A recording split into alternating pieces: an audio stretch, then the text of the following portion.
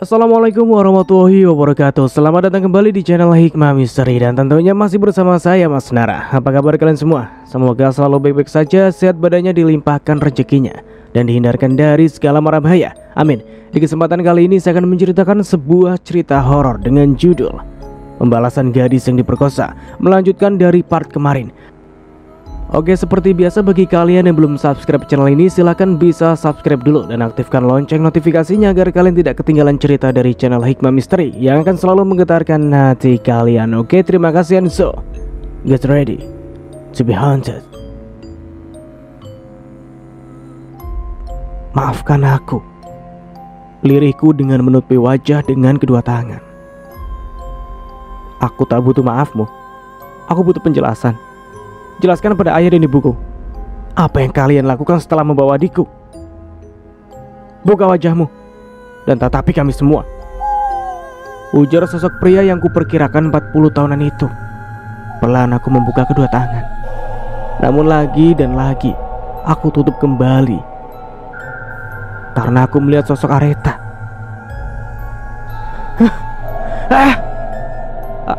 Areta di sini. Dia di sini, ucapku dengan bibir bergetar. Winda dan orang tuanya pun saling pandang. Mereka melirik ke seluruh ruangan, namun tidak sedikit pun melihat Areta sepertinya. Jangan ngayal kamu. Areta sudah meninggal. Dia sudah tenang di alamnya, sanggah ibunya Areta yang merasa kesal dengan ucapanku. Aku pun kembali membuka kedua tanganku. Aku menatap orang yang berada di depanku dengan sendu. Kalian tahu Areta sudah meninggal? Ucapku terbata. Tanpa kuduga mereka menangis terseduh dengan apa yang kuucapkan. Maafkan saya. Maafkan saya. Ampuni saya, lirihku dengan suara yang parau. Saya tidak perlu kata maafmu. Jelaskan kemana kalian membawa anak saya pergi saat itu.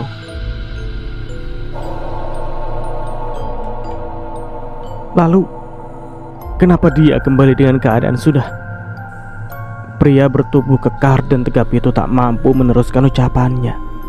Tangisnya pecah dengan bersamaan tubuhnya yang ambruk ke lantai.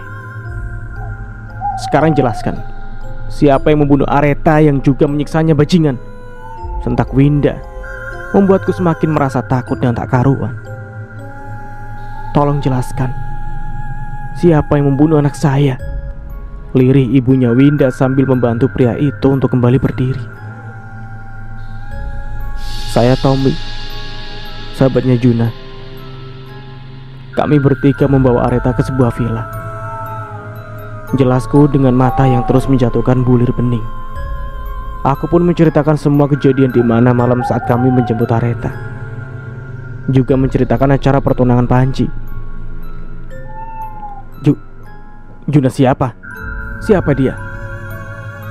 Tanya Winda dengan menahan rasa amarah yang telah berada di ujung tanduk.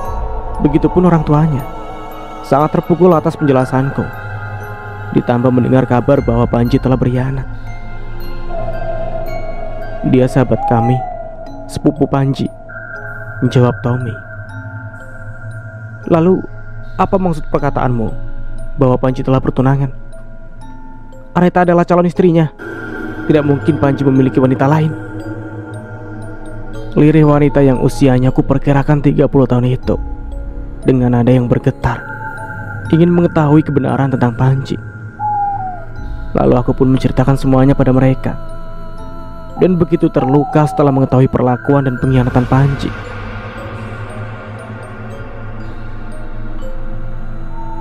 Aku tidak pernah berpikir, bahkan memiliki prasangka buruk sedikit pun pada Panji. Aku selalu berpikir bahwa Panji tulus dengan Areta. Namun ternyata dia melukai hati Areta. Bukan hanya Areta, tapi juga kita. Lirih Winda, kakaknya Areta, tanpa terduga kelopak matanya berembun. Mungkin merasakan sesak dengan kabar yang kuceritakan. Orang tua Areta pun kecewa dengan kenyataan bahwa Panji telah mendua. Meskipun sebenarnya Panji hanya terpaksa, dan mungkin Panji pun hanya merasakan perasaan sementara. Ibunya Areta bahkan terluka. Terluka kehilangan Areta juga terluka setelah tahu kebenaran tentang Panji yang telah berkhianat. Aku tidak bermaksud memberitahu mereka, namun itulah kenyataan dan alasan kami membawa Areta. "Permisi Pak, Bu," ucap seseorang yang baru datang. Ternyata polisi telah datang untuk memeriksaku. "Iya Pak, silakan masuk," ucap Winda mempersilahkan mereka masuk. "Apa benar Anda telah menemukan pelaku pembunuhan Ibu Areta?" tanyanya. "Iya Pak, dia pelakunya juga kedua temannya." "Apa benar Anda pelaku pembunuhan atas korban Ibu Areta?" tanyanya pada aku. Aku bergeming dan hanya menunduk dengan menganggukkan kepala. Polisi pun mengerti akan keadaanku. Jadi untuk beberapa waktu aku akan dirawat di rumah sakit hingga keadaanku sedikit membaik. Dan setelahnya aku akan dipindahkan ke rumah sakit tahanan. Baiklah, untuk sementara Anda kami tahan di sini untuk memastikan keadaan Anda hingga lebih baik, namun tetap berada di pengawasan kami. Setelah itu, Anda akan kami bawa ke kantor. Jika untuk perawatan setelah keadaan lebih baik, Anda bisa kami rawat di rumah sakit tahanan, ujarnya menjelaskan dan memberi waktu hingga keadaanku membaik. "Pembunuh? Kamu pembunuh anak saya. Kamu harus mendapat balasan yang setimpal dan harus mendapatkan rasa sakit yang lebih dari apa yang kamu berikan pada anak saya," ujar ibunya Winda dengan denangan air mata dan tekanan yang semakin membuat hidupku dipenuhi penyesalan dan rasa bersalah. "Ingat baik-baik, seumur hidupku kau tak akan pernah tenang. Areta akan menuntut balas atas kematiannya. Kalian akan mati. Kalian akan mati," timpalnya lagi. Lalu mereka pun pergi meninggalkan ruanganku. Hanya menyisakan beberapa polisi untuk menjaga dan mengawasiku.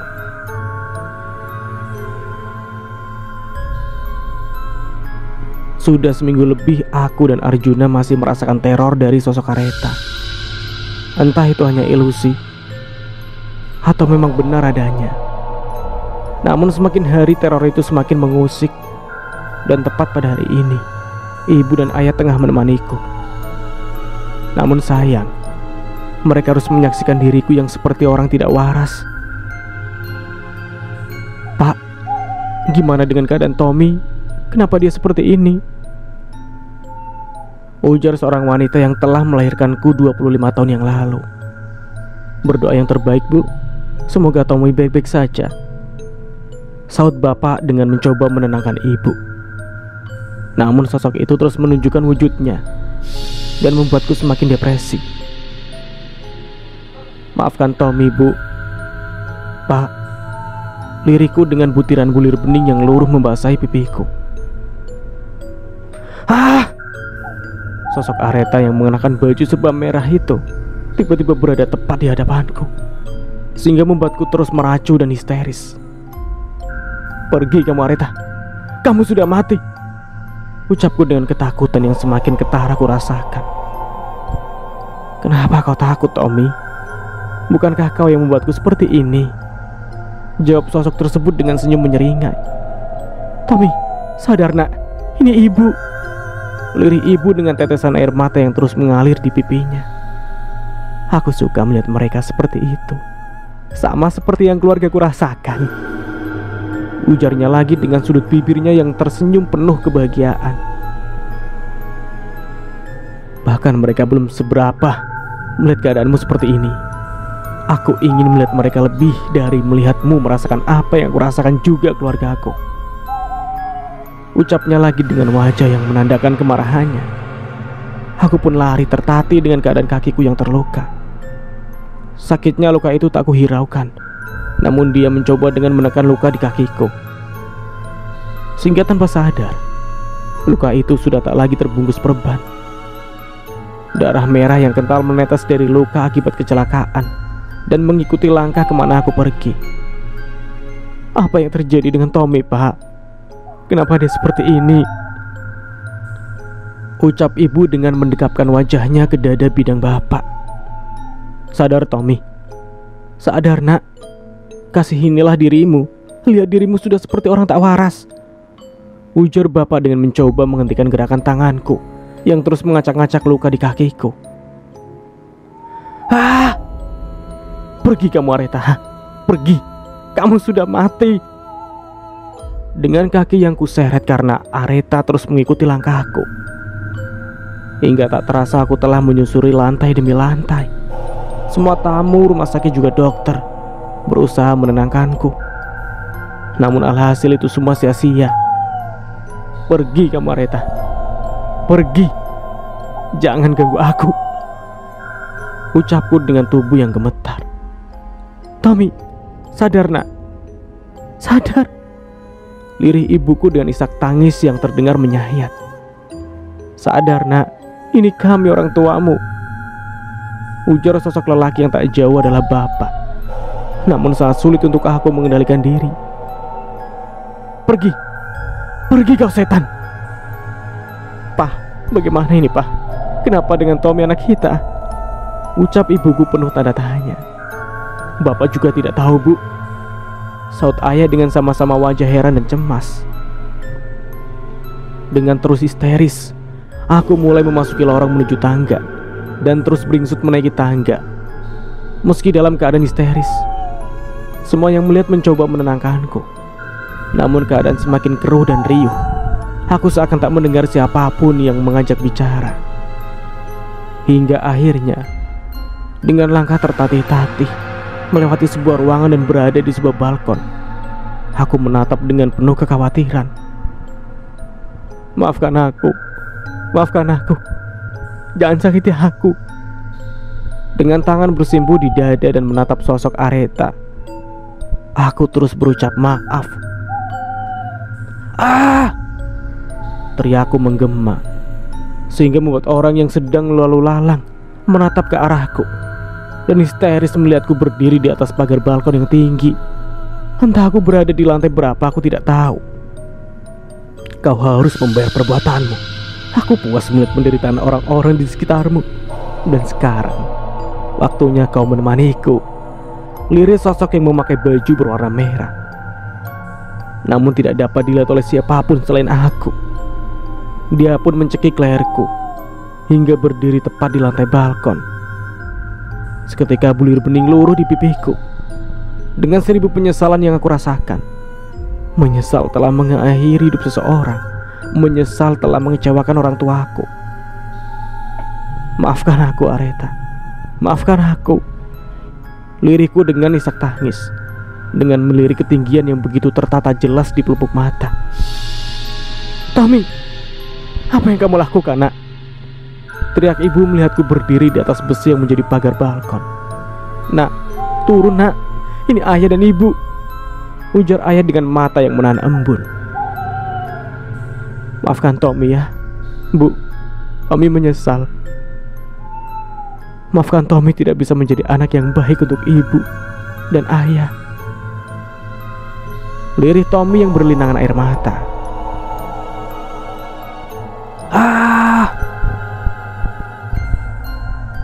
Dan bruk, suara riuh teriakan karena mendengar suara yang terjatuh dari atas sana.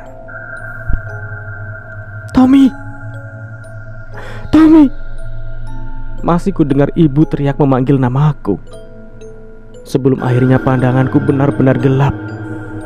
Sebelum ku tutup mata ini, rasanya tubuhku sudah tidak bisa lagi bertahan.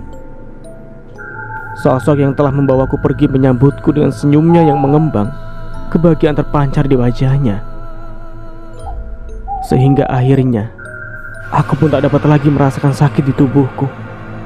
Dan aku pun meninggalkan kekecewaan dan duka mendalam pada keluarga, termasuk ayah dan ibuku. Maafkan Tommy, bu. Kalimat terakhir yang mampu kuucapkan. Dan akhirnya mataku terpejam untuk selamanya. Oke, kita beralih ke sudut pandang Bambang. Oke, kita ketemu di tempat gue aja, ucapku saat mengangkat telepon Tommy. Aku Bambang Pandu, teman Arjuna dan Tommy. Dan sekarang hidupku sedang rumit. Bahkan bukan hanya aku saja, Arjuna dan Tommy pun sama. Bahkan aku hingga dikejar rasa bersalah dan berdosa. Bersalah karena menyakiti seorang perempuan dan telah menganiayanya. Dosaku adalah karena telah mengakhiri hidupnya. Iya, aku memang pantas dibilang laki-laki bajingan dan pengecut. Setelah merasa dihantui rasa bersalah dan berdosa, bahkan kami pun mendapat teror yang amat sempurna dari penampakan dan juga keanehan terjadi, hingga membuatku takut. Tak berselang lama aku pun mendapat kabar bahwa Arjuna telah kecelakaan. Namun saat itu aku tak dapat menjenguknya karena aku berada di luar kota. Bam, suara seorang menghentakkanku dari lamunan. Iya bentar. Ada apa mah? Itu ada yang telepon. Katanya Tommy kecelakaan. Apa? Kapan mah? Mama tidak tahu jelasnya. Lebih baik kamu cepat-cepat segera temui Tommy. Dia berada di rumah sakit Melati. Baiklah, aku pamit. Aku pun beranjak meninggalkan mama yang memberitahu bahwa Tommy telah kecelakaan. Baru tadi dia menelpon untuk menungguku di rumah. Iya, Tommy akhir-akhir ini terus diganggu oleh arwah Areta. Dan dia menghubungiku pun karena telah merasa ada bahaya mengincarnya, sehingga memutuskan untuk bertemu denganku. Namun malah mendapat kabar dia telah kecelakaan. Runyam sekali masalah ini. Apa ini ada hubungannya dengan wanita itu? Gumamku dengan sejuta pertanyaan dan gelisah yang aku rasakan. Mobil pun sampai di rumah sakit di mana Tommy dan Juna berada. Aku pun langsung masuk dan menghampiri Tommy. Terlihat beberapa polisi sedang menjaganya. Aku merasa heran dan aneh, hingga aku pun mau tak mau mendekat dan berniat menemui Tommy. Maaf pak, bisa saya bertemu dengan Tommy? Sapa aku pada ketiga polisi yang sedang berjaga. Mereka pun menatapku lalu mengangguk. Silakan, namun hanya bisa dalam waktu 20 menit, jawabnya. Baik pak. Aku pun melangkah meninggalkan ketiga polisi itu yang masih menatap tajam ke arahku. Tom, sapaku saat pintu terbuka. Kenapa muka lo kecut begitu? Udah kayak asam yang dipetik tapi tadi ambil aja, kecut. Godaku yang melihat Tommy sudah seperti asam Jawa. Gue kenapa? Itu di depan ada polisi ngapain? Tanyaku dengan debar jantung yang mulai berdetak 2 kali lebih cepat. Itu jangan bilang mereka tahu soal pembunuhan wanita itu, Tom. Ujarku dengan sedikit mendekatkan wajahku dengan Tommy. Itu Tommy hanya menunduk dengan wajah pucatnya. Tidak usah takut. Mereka tidak akan membawa kalian ke jeruji besi, namun kalian akan ikut denganku. Ujarnya dengan suara yang berbeda, sehingga membuatku terkejut dan mundur perlahan. Kamu? Jangan takut. Ada waktunya giliranmu. Tidak, jangan. Aku mohon maafkan aku, Areta. Pembunuh, kalian akan mendapatkan balasan yang lebih menyakitkan dariku. Wajah Tommy berubah menyeramkan, sehingga membuatku berteriak histeris. Dan wajah itu, iya, wajah itu milik perempuan bernama Areta yang telah mati di tangan aku dan Tommy dan juga Juna. Nah Bambang, tangan seseorang menyentuh pundakku, dan suara seseorang terdengar memanggilku. Nak, ucapnya lagi. Dan aku mencoba membuka kedua tangan yang menutupi kedua mataku. Saat aku membuka mata, seketika lidahku keluh, tenggorokanku terasa tercekat, dan tubuhku bergetar hebat. Menatap sosok yang berada di depanku, yang membuat aku kembali terkulai dan ambruk ke lantai. Setelah aku membuka kedua tangan, terlihat 2 orang yang paling ku kenal. Mereka adalah ibu dan ayah Tommy. Bu, Pak, tadi ucapku gugup yang masih merasakan sesak melihat sosok yang sangat menyeramkan. Kamu kenapa? Maaf, Pak Polisi sudah menyuruh kamu pergi. Waktu jenguk kamu sudah habis. Baik Bu, terima kasih. Saya permisi. Baik, hati-hati ya. Terima kasih sudah menyempatkan waktu untuk melihat Tommy. Iya Bu, sama-sama. Kalau gitu saya permisi. Aku pun dengan langkah cepat meninggalkan ruangan Tommy dan dengan segera pergi dari tempat itu. Setelah beberapa jam, aku pun kembali ke rumah dan terus merenung atas apa yang kulihat sebelumnya. Ini bukan kali pertama. Namun tadinya aku menganggap hanya ilusi. Namun ternyata ini nyata. Hingga akhirnya beberapa hari berlalu. Aku berniat untuk menjemput papa. Namun terdengar handphoneku berbunyi. Beberapa kali bunyiku diamkan. Namun setelah itu, akhirnya aku pun berhenti dan melihat siapa yang menelpon. Halo? Siapa? Ini Bu Retno. Nak Bambang, maaf, Ibu hanya memberitahu soal Tommy, bahwa Tommy sudah meninggal tadi siang. Dep. Meninggal, Tan? Iya, Tommy terjun dari atas balkon lantai 7 dan keadaannya sangat memprihatinkan. Tubuhnya hancur dan kepalanya pecah. Ibu hanya ingin meminta maaf jika Tommy memiliki kesalahan, ujar Tante Retno dengan isak tangis yang masih terdengar sendu. Apa? Baik Tante, itu tidak apa-apa. Semua sudah saya maafkan. Saya ikut berduka atas apa yang menimpa Tommy, Tan. Iya, terima kasih ya nak. Tante tutup dulu. Tanpa menunggu jawabanku, telepon telah terputus. Begitu terkejutnya aku mendengar Tommy yang beberapa hari lalu masih bisa kulihat wajahnya, meski tidak seperti biasa. Namun kini kabar itu sangat mendadak. Bahkan kematiannya sangat tak wajar. Apa benar Tommy lompat atau terjun dari atas sana? Atau andai semua tak terjadi dan aku tidak terpengaruh obat juga ancaman Arjuna, mungkin semua tak serumit ini. Gerutuku dengan kekesalan yang amat kurasakan.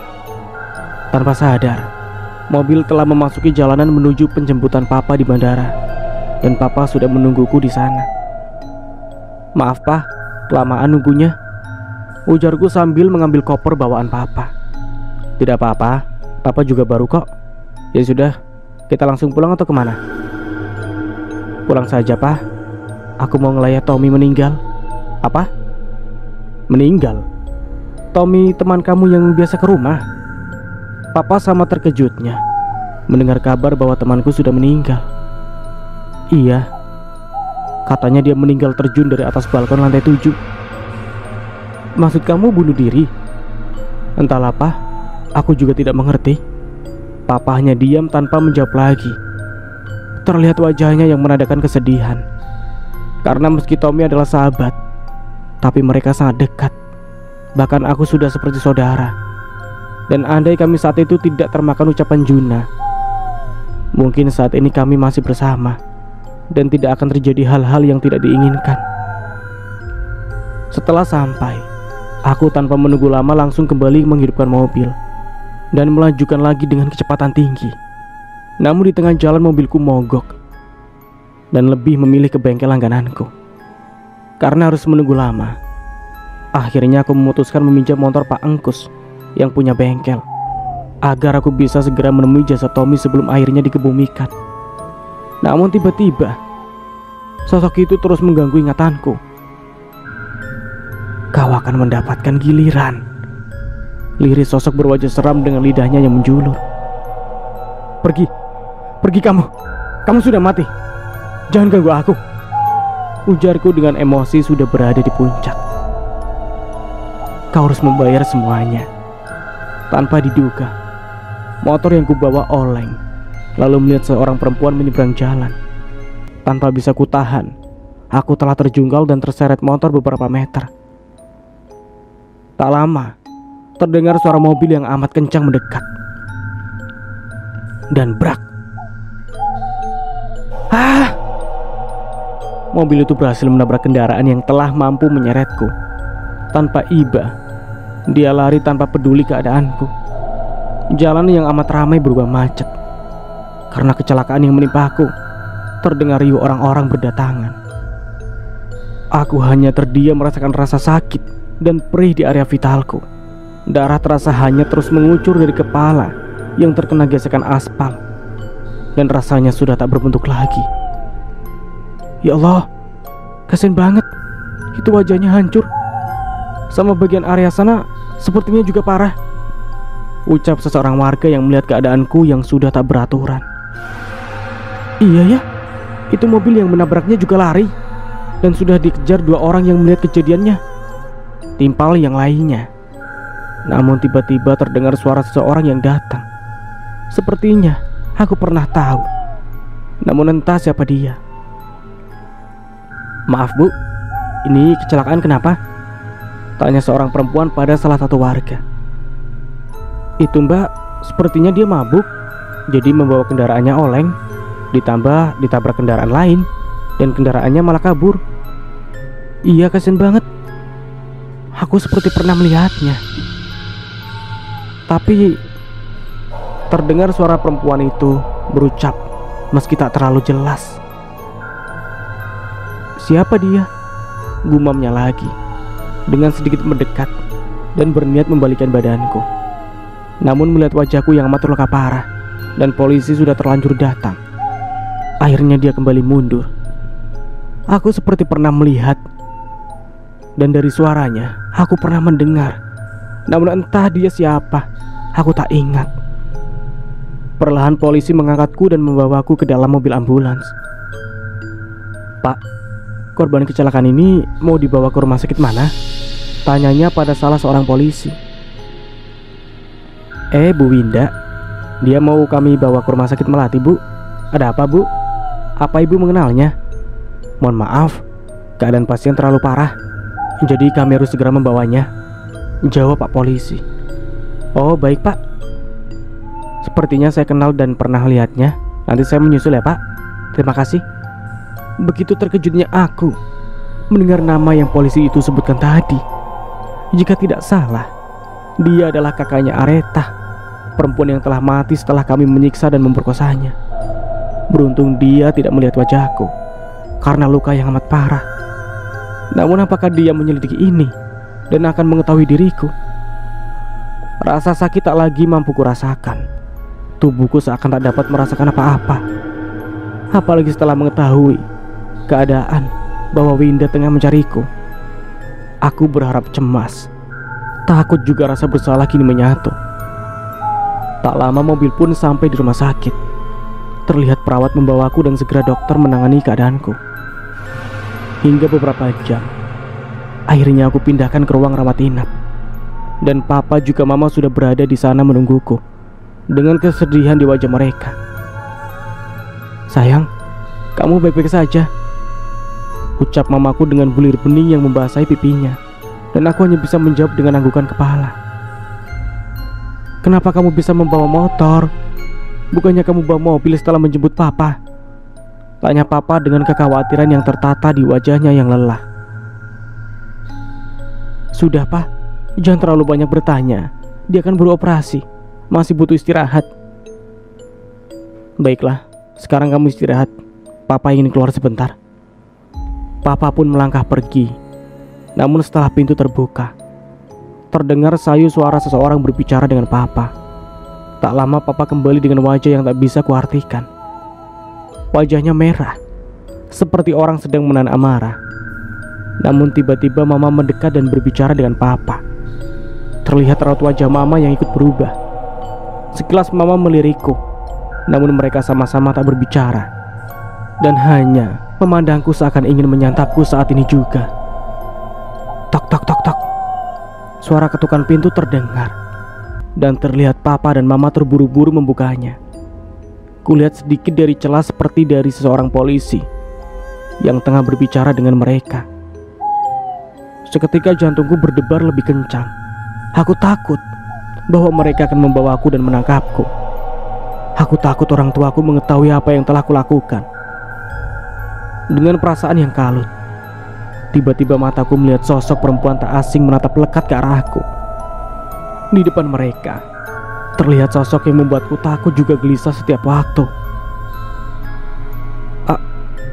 Areta? Tidak, Ini pasti salah. Mataku pasti salah. Kukucek kedua mataku, lalu berniat melihat kembali keadaan di depan sana. Ah! Jangan bunuh aku. Aku mohon, maafkan aku. Seketika mama dan papa menghampiriku. Begitupun ketiga polisi yang tadi mengobrol dengan orang tua aku. Bambang, kamu kenapa nak? Tanya mama. Mohon maaf, keadaan saudara Bambang sama persis seperti saudara Tommy dan Arjuna. Sepertinya merekalah pembunuh Ibu Areta. Dan penyelidikan sudah menyimpan bukti bahwa saudara Bambang ikut terlibat. Jelas Pak Polisi berbadan gemuk pada mama dan papa. Ini tidak mungkin. Ini tidak mungkin kan, Pak? Ujar mama dengan wajah yang sudah dipenuhi butir bening yang tengah luruh di pipinya. Katakan, nak. Katakan bahwa ini tidak benar. Kamu tidak mungkin melakukan hal sekeji itu kan, sayang? Timpal mama lagi, yang membuat hatiku semakin teriris. Aku hanya bisa menunduk tanpa bisa menjawab pertanyaannya. Hatiku bimbang. Aku takut jika mereka mengetahui aku telah membunuh, bahkan memperkosa dan menyiksa seorang wanita. Mama pasti akan sangat terluka. Katakan, nak. Katakan dengan jujur sama papa apa yang sebenarnya terjadi hingga polisi menangkap dan menjadikanmu sebagai tersangka. Cerca papa dengan wajah menyorotkan sejuta kekecewaan. Iya, Pak. Ucapku lalu menangis dengan sejadi-jadinya, merasakan penyesalan dan rasa bersalah juga rasa berdosa pada orang tua. Maksud kamu? Iya, Pak. Mah, Bambang telah membuat nyawa seseorang perempuan melayang karena pengaruh obat juga minuman, dan juga terlalu takut akan ancaman Arjuna. Ujarku dengan wajah menatap sendu pada kedua orang yang sangat berarti bagiku. Astaga, ucap papa. Kenapa kamu bisa berbuat seperti itu, nak? Apa salah dan dosa kami? Ucap ibuku dengan tubuh yang lunglai dan jatuh ke lantai. Tenang, Mah. Tenang. Kita bicarakan ini baik-baik. Jika anak kita salah, maka dia harus bertanggung jawab atas kesalahannya. Tapi, Pak, sudah. Lebih baik sekarang Mama istirahat dulu. Terlihat kedua orang yang sangat kusayangi kecewa dengan perbuatanku. Sungguh aku sangat membuat mereka terluka. Aku menyesal. Maafkan Bambang, Pak. Maafkan Bambang. Lirikku dengan menangkupkan tangan di dada. Namun sepertinya mereka amat kecewa, sehingga hanya diam tanpa berbicara apapun. Mohon maaf, Pak, Bu. Mulai saat ini saudara Bambang berada dalam pengawasan kami. Jika keadaannya sudah membaik, maka nanti dia akan kami bawa ke rumah sakit tahanan, ujar polisi yang berbadan kurus dan tinggi. Baik, Pak. Kalau begitu saya permisi. Ketiga polisi pun beranjak meninggalkan ruanganku, dan aku kembali membalikkan posisiku. Aku malu dengan kedua orang tuaku. Kami kecewa denganmu.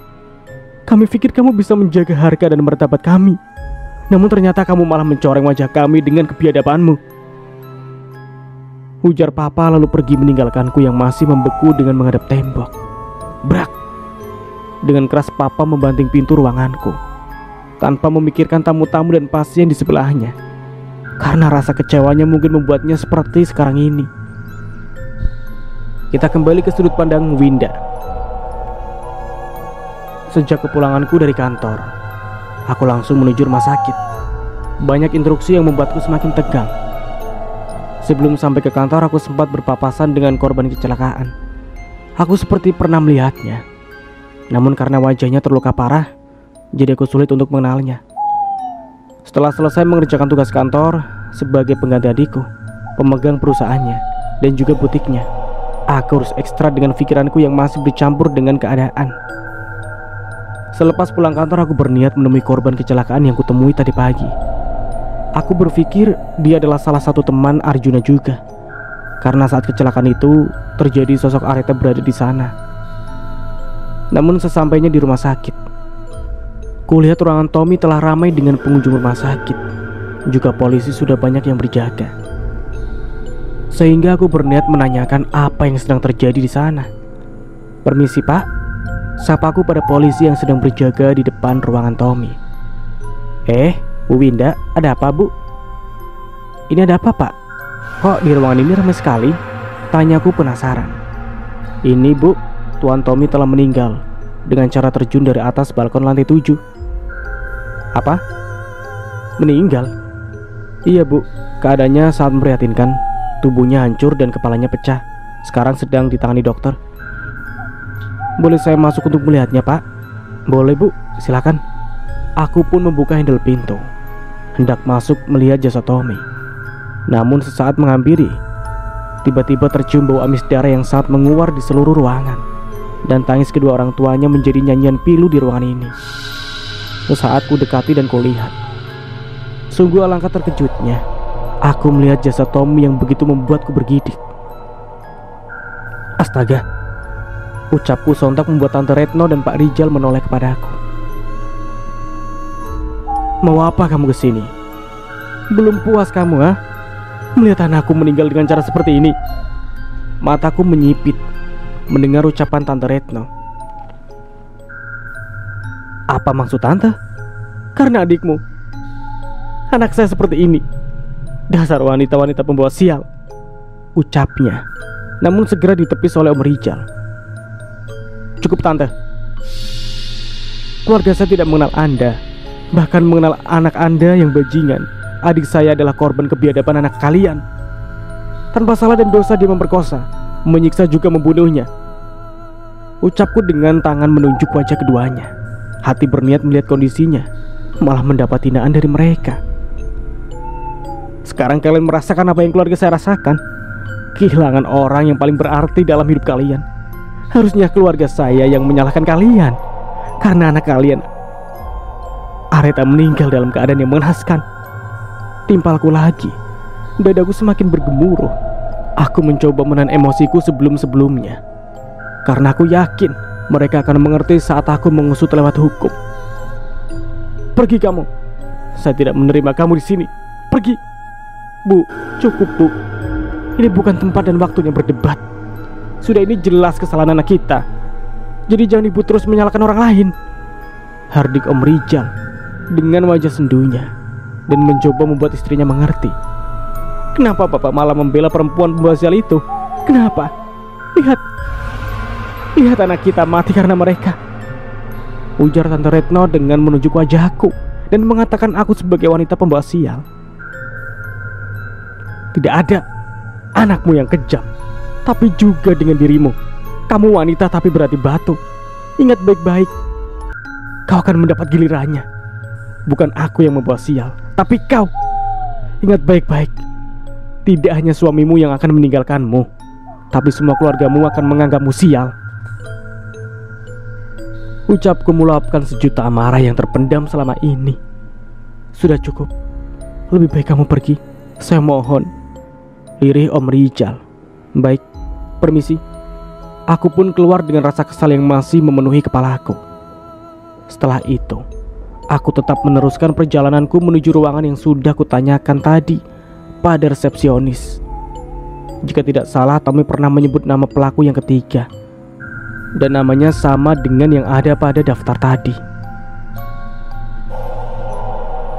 Korban kecelakaan tabrak lari pukul 13.30 bernama Bambang Pandu. Dia berada di ruangan ROS nomor 778. Ujar penjaga resepsionis saat aku bertanya tentang korban kecelakaan tadi siang. Namanya tepat, hanya saja aku tidak tahu nama belakangnya. Namun aku coba untuk melihatnya saja. Setelah sampai, aku lihat di balik celah pintu. Kulihat setengah wajahnya diperban, dan aku mengenal wajah yang terlihat jelas itu, meski hanya sebelah. Namun aku masih mengingatnya dengan jelas. Setelah melihat itu, aku kembali pada polisi yang menjadi pemegang kasus kematian adikku. Dan akhirnya polisi dengan cermat langsung menuju ruangan yang ku beritahu. Aku mengekor dan menggiring ketiga polisi hingga berada di depan ruangan tersebut. Aku berdiri di paling belakang. Permisi pak, ucap Pak Joko, polisi berbadan gemuk. Iya, ada apa ya pak? Ucap seseorang lelaki kisaran 35 tahun. Kulirik ke dalam saat pintu terbuka. Mohon maaf, apa benar anak bapak bernama Bambang? Iya, kenapa? Mohon maaf, Saudara Bambang kami tahan karena telah memperkosa dan membunuh seseorang gadis bernama Reta. Dan apa benar Tommy dan Arjuna teman saudara Bambang? Apa? Membunuh dan memperkosa? Iya, Tommy dan Arjuna teman anak saya. Tapi tidak mungkin anak saya berbuat sekeji itu, Pak. Maaf, Pak. Saudara Tommy dan Arjuna sudah mengakui kesalahan dan perbuatannya. Kami hanya ingin menyelidiki saudara Bambang karena mereka adalah penculik Bu Areta, juga telah membunuh setelah menyiksa dan memperkosanya. Dan ini Ibu Winda, kakak ibu saudara korban pembunuhan anak Bapak. Ah! Serentak laki-laki itu berbalik melihat teriakan laki-laki yang sudah membunuh adikku. Aku dan polisi tetap diam.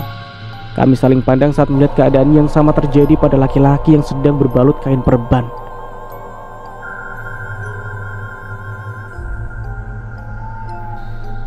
Winda tidak salah menduga jika orang yang telah menyakiti adiknya menimpa kecelakaan yang berupa sama. Selain Arjuna dan Tommy, Bambang pun kecelakaan dan mengalami luka yang parah. Mulai saat ini saudara Bambang menjadi tahanan, dan meski dia berada di rumah sakit, dia tetap berada dalam pengawasan kami, ujar polisi bernama Wisnu. Dan diangguki oleh Pak Joko. Mereka hanya terdiam dan menatap sendu pada pria yang tengah menangis memohon iba pada orang tuanya.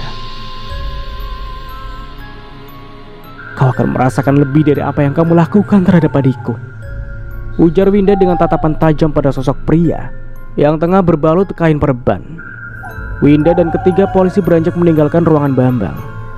Tanpa mengucap sepatah kata, Winda langsung pergi meninggalkan ketiga polisi yang telah menjaga di depan kamar rawat Bambang. Dalam keadaan pikirannya yang gusar, tanpa sengaja Winda melihat Vika dan Alinda tengah duduk dengan raut wajah yang terlihat gelisah. Dengan hati penasaran, Winda mencoba mendekat. Vika, Alinda, kalian kesini, sapa Winda dengan kening sedikit mengernyit. Winda, kamu di sini? Jawab Vika. Terlihat keterkejutan Alinda yang melihat kehadiran Winda. Iya, kamu ngapain di sini? Dengan wajah juteknya Winda bertanya, dengan melirik Alinda yang terlihat salah tingkah. Lagi nungguin Panji, Win. Panji kecelakaan. Sudah hampir 2 minggu dia koma dan keadaannya masih memburuk. Saat Vika dengan wajah yang sendu dan datar. Lalu kamu ngapain di sini? Tanya Winda pada Alinda. Aku lagi. Dia nemenin aku karena Isma sibuk mengurusi kantor. Jadi dia yang di sini menunggu. Potong Vika dan membuat Winda semakin geram, namun mencoba menahannya. Oh, semoga cepat pulih ya dan tidak terjadi apa-apa. Dan sampai menyusul Tommy, sinis Winda dengan tatapan penuh kebencian pada 2 orang perempuan di hadapannya. Maksud kamu apa? Sentak Alinda.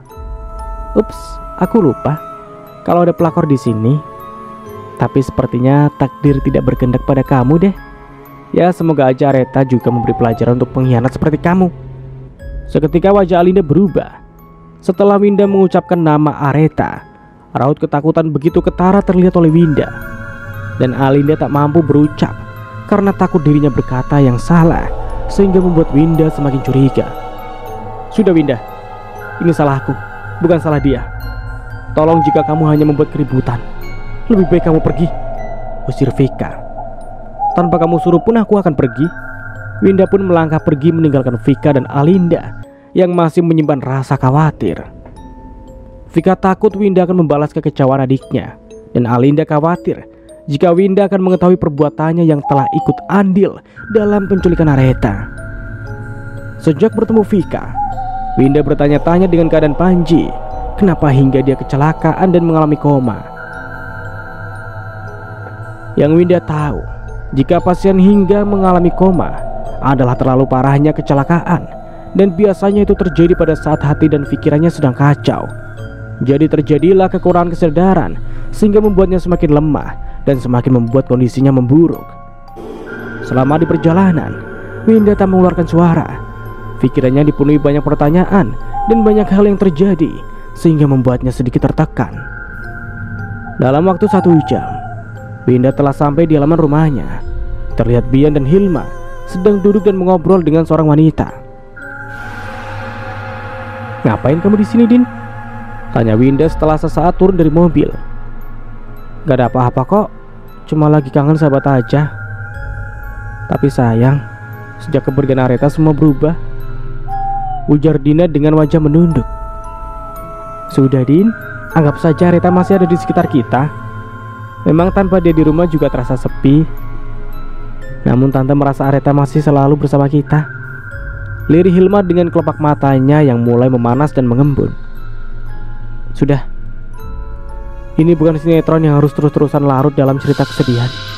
Lebih baik kita berdoa biar Aretha diberikan tempat terbaik," saut Winda dengan suara sedikit meninggi, lalu beranjak masuk dengan wajah ketusnya. "Maaf ya tante, Dina jadi membuat tante dan Mbak Win mengingat Aretha lagi." "Tidak apa-apa, wajar toh, kan kamu sahabat Aretha," ujar Isma yang masih didengar oleh Winda. "Kenapa ya? Seperti ada yang aneh dengan Dina. Dan tiap kali aku melihatnya, aku tidak sama sekali menyukainya. Meski dia banyak diam, tapi seperti dia menyembunyikan sesuatu," batin Winda yang masih berdiri di balik pintu. Winda pun melangkah menuju kamarnya dengan perasaan dan banyak pertanyaan yang masih menjadi misteri. Ditambah yang terjadi seperti teka-teki yang sulit untuk dipecahkan, dan semakin berusaha mengusut semakin sulit dan berbelit suasana dan keadaan. Oke, kita beralih ke sudut pandang Alinda. "Sejak malam dimana aku telah berbagi rasa dengan Panji, kupikir semuanya akan baik-baik saja dan berjalan seperti yang kuharapkan.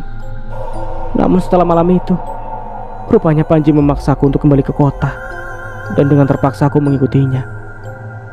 Namun alih akan mendapatkan dirinya, rupanya harapanku tak seperti yang kuinginkan. Setelah sesampainya di rumah sakit, Panji malah berdebat dengan Vika, sehingga membuatnya pergi meninggalkanku. Dan pada saat kembali, kondisinya sudah dalam keadaan yang sangat memprihatinkan. Bahkan sudah seminggu lebih dia belum juga terbangun dari komanya." "Lin," suara seseorang membuatku tersentak dari lamunan. "Iya Mbak," jawabku. Rupanya Vika memanggil dan duduk di sampingku. "Kamu dari tadi Mbak panggil kenapa? Jangan melamun terus." "Alin hanya khawatir Mbak sama Mas Panji. Sudah seminggu lebih ini dia belum juga sadar. Apa dokter tidak memberitahu sampai kapan dia akan koma?" "Entahlah, dokter hanya mengatakan bahwa kondisi Panji masih belum pulih. Dokter juga bilang keadaannya seperti ini mungkin karena perasaan Panji sebelumnya berada dalam keberian amat dalam. Namun Mbak berharap ada kebaikan untuknya dan memberikan kesempatan." Vika menjeda ucapannya, lalu tarik nafas dan membuangnya dengan kasar. "Mbak akan lakukan yang terbaik untuknya. Selama ini Mbak belum bisa memberikan dia apapun, dan selalu dia yang memberikan Mbak segalanya." Timpalnya lagi, "Oh ya, jangan terlalu memikirkan ucapan Winda kemarin ya. Ini salah Mbak, karena telah memaksa Panji," ujarnya lagi, dan lagi membuatku semakin sesak. Aku pikir Vika tidak akan berucap kata-kata yang seakan membuat hatiku merasa panas. Namun ternyata aku malah berada dalam jerat seperti ini. "Iya Mbak, gak apa-apa," sahutku. "Alin, boleh Mbak bertanya?" ujar Vika dengan menatap tajam manik mataku. "Tanya apa Mbak?" "Apa benar kamu bersahabat dengan Aretha? Apa Winda tidak berbohong? Dengan foto yang dia tunjukkan waktu itu adalah foto kamu bersama Aretha, kekasih Panji," ucap Vika yang semakin membuatku merasa risih saat mendengar nama Aretha. Itu Alin, permisi Bu, mohon maaf, kata dokter Tuan Panji sudah sadar." Kata-kataku terpotong karena mendapati seorang perawat yang memberitahu bahwa Panji sadar dari koma. "Apa? Ya benar Sus, bisa saya masuk?" Lirik Vika tak percaya, karena tadi saat dia melihat keadaan Panji saat ikut bersama dokter mengatakan bahwa kondisinya masih sangat kurang baik. Namun menit kemudian terdengar kabar Panji telah siuman. Boleh bu, Vika dan aku pun dengan terburu-buru memasuki ruangan Panji. Namun sesaat sampai di dalam ruangan, alangkah terkejutnya kami melihat keadaan dan kondisi Panji yang berubah. Dan sampai di sini dulu ceritanya. Nantikan kelanjutan ceritanya di part berikutnya. Dari saya mohon maaf bila ada salah kata atau dalam penyampaian cerita. Akhir kata, wassalamualaikum warahmatullahi wabarakatuh. Sampai jumpa di video berikutnya.